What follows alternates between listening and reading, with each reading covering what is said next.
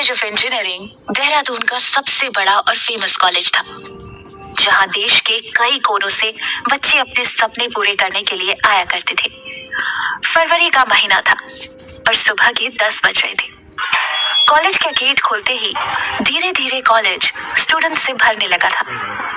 उसी वक्त एक खूबसूरत लड़की ब्राउन कलर का लेदर जैकेट, ब्लू डेनिम और ब्लैक कलर के बूट्स पहने काले रंग की बुलेट चलाती हुई बहुत ही स्टाइल से कॉलेज के अंदर पहुंची। उसी समय पार्किंग एरिया में एक लड़का अपनी बाइक पार्क कर रहा था। तभी एक लड़की ने उससे कहा, यहाँ बाइक पार्क मत करो, यहाँ हमारे कॉलेज की यूथ प्रेसिडेंट नैना रावत की बाइक पार्क होती है।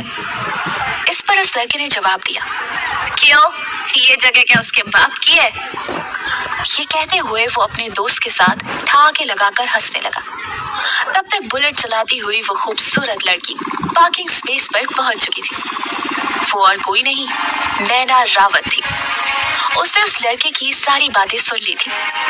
तभी नैना ने उस लड़के से कहा, मेरे पापा की तो नहीं है, लेकिन जल्द ही ये पता चल जाएगा कि ये जगह तुम्हारे पापा की भी नहीं है। कॉलेज के बड़े ग्राउंड के 2 राउंड्स काटकर सबसे पहले जो यहाँ पहुंचा, आज से ये पार्किंग उसकी। फिर क्या था, दोनों झट से रेस के लिए तैयार हो गए और पूरे कॉलेज में शोर मच गया और देखते ही देखते वहाँ काफी भीड़ जमा हो गई। ये कोई नई बात नहीं थी। डीसी में आए दिन नैना रावत कुछ न कुछ अतरंगी और एडवेंचरस हरकतें करती रहती थी। इसी वजह से कॉलेज में उसके कई फैंस थे।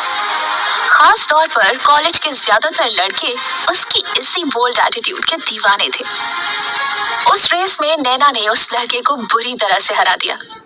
वो फ्रेशर स्टूडेंट ये नहीं जानता था कि नैना अपने कॉलेज के इनफॉर्मल बाइक रेसेस में कई लोगों को पहले भी धूल चटा चुकी थी और इसलिए तो नैना को वो पार्किंग स्पॉट मिली थी। अपनी स्पेस वापस जीतने के बाद नैना ने फोन में देखा कि उसकी दोस्त मेघा की बहुत सारी मिस्ड कॉल्स आई थी, जो कि उस वक्त नैना का वॉशरूम में इंतजार कर रही थी। नैना के बाइक वाले एडवेंचर की खबर मेघा तक भी पहुंच गई थी। नैना के वहां आते ही मेघा ने उससे कहा, अगर तुम्हारे ये बचपन के खेल पूरे हो गए हो तो मेरे पास एक बहुत बुरी खबर है तुम्हारे लिए। इस पर नैना ने हल्की सी हैरानी से कहा, क्या खबर है? तभी मेघा ने एक लंबी गहरी सांस भरते हुए जवाब दिया, नैना, आज शाम को ईशान की शादी हो रही है। ये खबर सुनते ही नैना का खिला हुआ चेहरा तुरंत मुरझा गया। उसे अपने कानों पर यकीन ही नहीं हुआ था। उसने तुरंत मेघा से सवाल किया, क्या? ये तुम क्या कह रही हो? Ishaan Singh is the most desired bachelor of Dehradun. उसकी शादी हो और इसके बारे में मुझे पता नहीं चले? ऐसा कैसे हो सकता है? पिछले हफ्ते ही तो ईशान सिंह कॉलेज में आया था। तभी मेघा ने नैना से कहा, मैं सच कह रही हूँ, मैंने खुद अपनी आंखों से देखा। सिंह हवेली दुल्हन की तरह सजी हुई है और वहाँ के गार्ड ने बताया कि आज वहाँ के बड़े बेटे की शादी है। ये सुनकर नैना ने मुरझाई हुई आवाज में कहा, ऐसा नहीं हो सकता। मैं जानती हूँ कि ईशान भी मुझे पसंद करता है। फेस्ट वाले दिन जब उसने मुझे अवार्ड दिया था, तब उसे देखकर मुझे ऐसा लगा जैसे उसके दिल में भी मेरे लिए फीलिंग्स है। लेकिन अब नैना की इस बात पर मेघा ने अपनी दोनों आंखें चढ़ाते हुए कहा, हे भगवान, मैं क्या करूं इस लड़की का?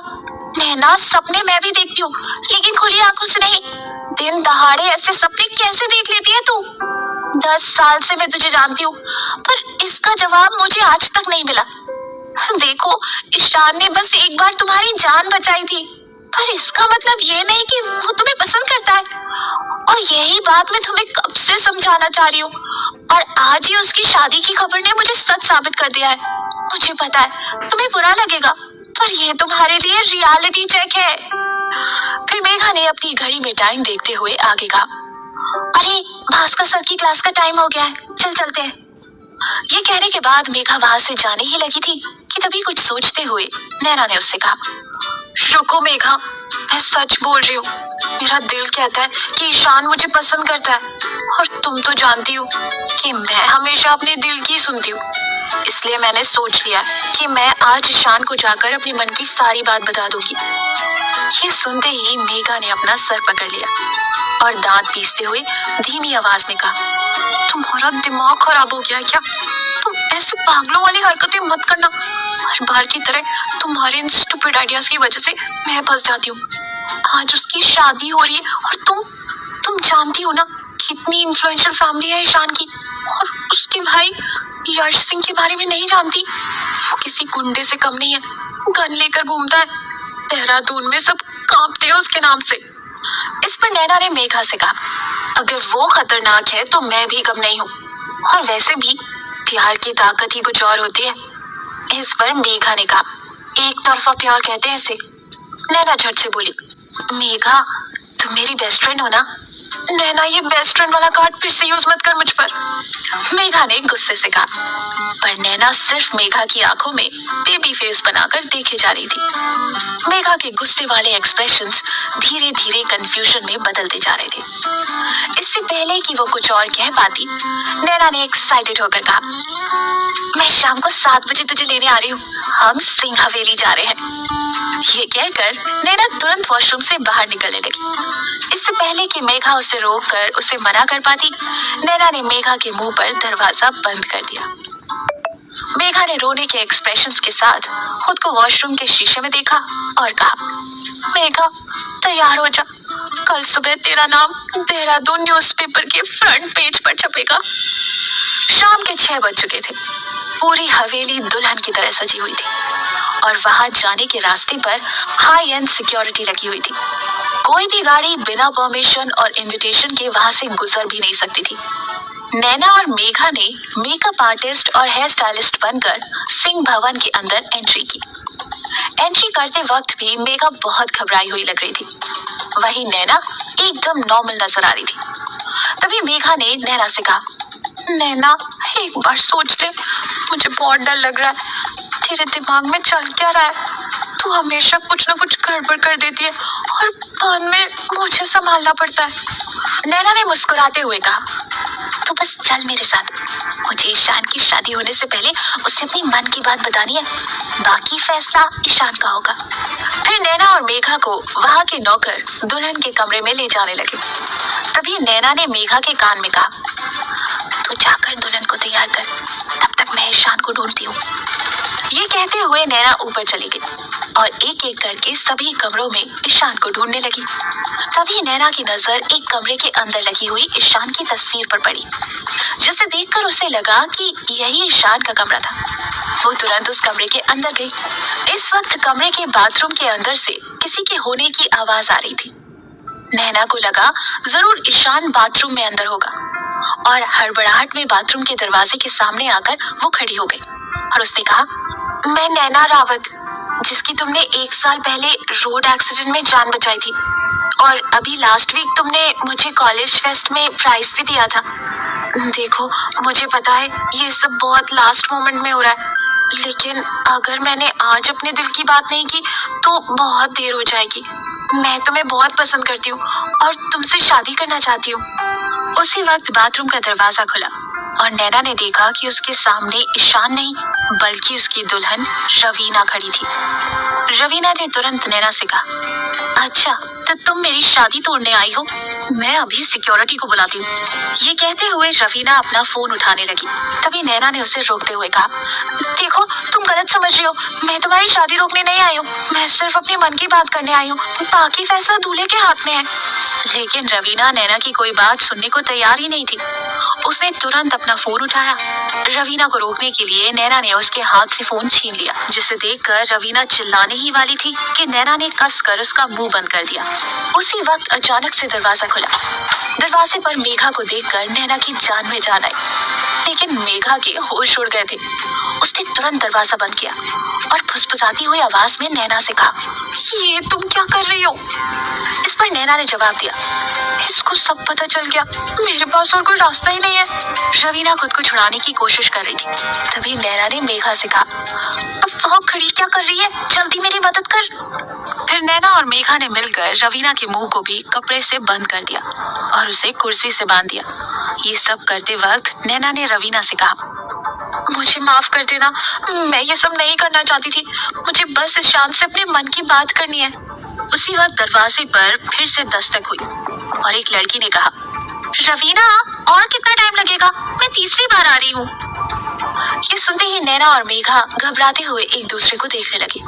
तभी नैना ने हल्की आवाज में कहा, बस 5 मिनट। उस लड़की ने फिर से कहा, 5 मिनट करके तुम बहुत देर कर रही हो, जल्दी करो। तभी नैना ने मेघा से कहा, अब एक ही रास्ता बचा है। थोड़ी देर बाद उस कमरे का दरवाजा खुला और लंबा घूंघट डाले दुल्हन बाहर आई। दुल्हन की दोस्त उसका चेहरा देखने के लिए उसके पास आई। तभी मेघा ने उसे रोकते हुए कहा, रुक जाइए, मैंने बहुत मुश्किल से मेकअप और हेयर सेट किया है, खराब हो जाएगा, आप बाद में देखना। तभी दुल्हन की और दोस्त कमरे में आ गई और उसको वहां से मंडप की तरफ ले जाने लगी। दुल्हन के भेष में नैना थी और रवीना को उन लोगों ने बाथरूम में बंद कर दिया था। चलते चलते मेघा ने धीरे से कहा, नैना, मैं तुम्हारा मेकअप सेट करने के बहाने तुम्हें एक कोने में ले जाऊंगी, फिर मौका मिलते ही हम दोनों यहाँ से भाग जाएंगे, ठीक है? नैना ने अपना सिर हिलाकर हामी भरी, लेकिन तभी वहां पर रवीना की मम्मी और घर की बड़ी औरतें आ गईं। उस सभी नैना को मंडप की तरफ ले जाने लगी। ये देखकर नैना ने मन ही मन कहा, हे भगवान, ये क्या हो रहा है? मैं तो सच में अपने ही जाल में फंस गई। मेघा सही कहती है, मैं सच में बहुत बड़ी बेवकूफ हूँ। हर एक कदम के साथ नैना की दिल की धड़कनें भी बढ़ती जा रही थी। उसकी नजरें घूंघट के नीचे से इधर उधर ईशान को ढूंढ रही थी। थोड़ी ही देर में वो मंडप पर पहुंच गई, जहां दूल्हा पहले से ही बैठा हुआ था। उसका चेहरा सहरे से ढका हुआ था। थोड़ी देर में नैना को दूल्हे के साथ मंडप पर बिठा दिया गया। नैना समझ गई थी, अब उसके पास कोई और रास्ता नहीं था। उसे ईशान से इसी वक्त बात करनी पड़ेगी। तभी नैना ने धीमी आवाज में दूल्हे से कहा, सुनो, मुझे तुमसे बहुत जरूरी बात करनी है। एक पल के लिए दूल्हे ने कुछ नहीं कहा, जिसे देखकर नैना की घबराहट और बढ़ गई। लेकिन तभी दूल्हे ने उससे कहा, बोलो। दूल्हे की आवाज सुनते ही नैना की जान में जान आई। फिर उसने तुरंत अपने मन की सारी बात ईशान को बता दी। अपनी सारी बात बोल देने के बाद नैना ये जानने के लिए बेचैन हो रही थी कि ईशान आगे क्या फैसला लेगा। तभी दूल्हे ने पंडित जी को आगे बढ़ने का इशारा किया और शादी की रस्म शुरू हो गई। ये देखकर नैना हैरान रह गई। उसे यकीन ही नहीं हो रहा था कि ईशान ने उससे शादी करने का फैसला कर लिया है। फिर नैना ने झट से पूछा, ईशान, लेकिन मेरे पापा से भी बात करनी होगी, हम ऐसे उन्हें बिना बताए शादी कैसे कर सकते हैं? दूल्हे ने उसकी बात का कोई जवाब नहीं दिया और उसके फेरे पूरे हो गए। नैना मन ही मन इस वक्त खुश हो रही थी। उसे यकीन ही नहीं हो रहा था कि उसके सपनों का राजकुमार आज उसे मिल गया था। इसी बीच दूल्हे ने किसी आदमी को अपने पास बुलाया और अपना सेहरा उठाकर उस आदमी के कान में कुछ कहने लगा। तभी नैना की नजर दूल्हे के चेहरे पर पड़ी और वो हैरान रह गई। उसने चौंकते हुए कहा, तुम कौन हो? तुम ईशान नहीं हो? ये मैंने क्या कर दिया? क्या मैं गलत शादी में आ गई? घबराहट के मारे उसके हाथ पैर कांपने लगे। फिर उसने दूल्हे से कहा, ये शादी सही नहीं है, मुझसे गलती हो गई, मुझे माफ कर दो, मुझे जाना होगा। तभी दूल्हे ने नैना से बहुत ही सख्त आवाज में कहा, तुम कहीं नहीं जाओगी। सभी ने हमारी शादी की रस्म होते हुए देख ली है, अब तुम्हें ये शादी करनी ही पड़ेगी। ये सुनते ही नैना को गुस्सा आ गया। उसने दूल्हे से कहा, देखो, तुम मुझे ऐसे धमकी नहीं दे सकते, मैं तुम्हारी धमकियों से डरने वाली नहीं हूँ। हाँ, मुझसे गलती हुई है, उसके लिए आई एम सॉरी, लेकिन मैं ये शादी नहीं कर सकती। ये कहते हुए नैना वहां से जाने लगी। तभी दूल्हे ने उसका हाथ कसकर पकड़ लिया और उससे कहा, ये बेवकूफी मत करना, अपनी बाईं ओर देखो। नैना ने अपनी बाईं ओर देखा, जहां पर उसकी दोस्त मेघा को 2 लोगों ने गन पॉइंट पर रखा हुआ था। फिर उस आदमी ने नैना से कहा, तुम्हारी गलती की यही सजा है कि तुम्हें मुझसे शादी करनी ही होगी और जिंदगी भर मेरे साथ रहना होगा, नहीं तो तुम्हारी दोस्त अपनी जान से हाथ धो बैठेगी। और मैं हूँ यश प्रताप सिंह, इस घर का बड़ा बेटा। अब क्या होगा नैना के साथ? क्या वो ये सच सबके सामने ले आएगी? आखिर यश ने नित्या के बजाय नैना से क्यों शादी की? जानने के लिए